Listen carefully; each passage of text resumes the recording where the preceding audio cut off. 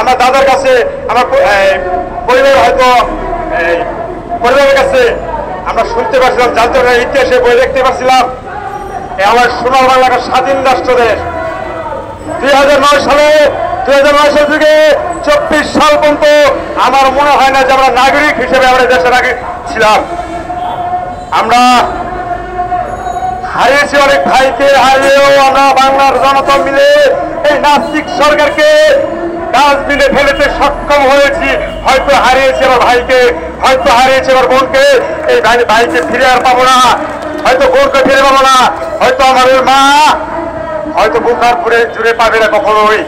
তারপরেও আমরা রক্তর বিনিময়ে আমরা দেশকে 71 যে স্বাধীনতা ঘোষণা হয়েছে 2024 5ই আগস্ট, সেই স্বাধীনতা ঘোষণা আমরা বিজয় ছিঁড়ে এনেছি।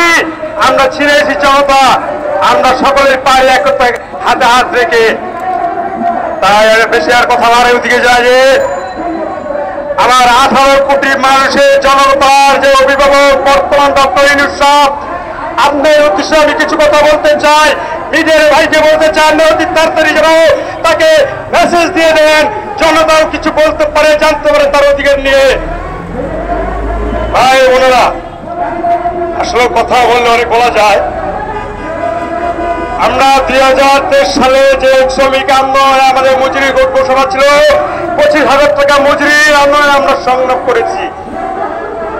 আমরা এতে আমাদের অনেক ভাই, 4 ভাই আছেন, ইমরান হাওলাদার আসাদুর ভাই আমাকে বলে গেল কিছুদিন আগে, আসলে সে শ্রমিক মারা গেছে তার বিচার হয় না, আর বিচার হয় আমার নিরহ ভাইয়ের শ্রমিক নেতা আমাদের, যে আমাদের চোখ দিয়েছে, আঙুল দেখে দিয়েছে, যেই পথে আসো তোমার সংগ্রাম তুমি করো। এটাই ছিল ওই নাস্তিক সরকারের আইন।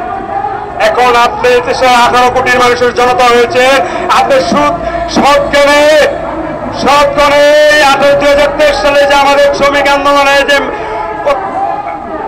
মামলাগুলো দিয়েছেন, সেই মামলাগুলো যে অতি তাড়াতাড়ি যেন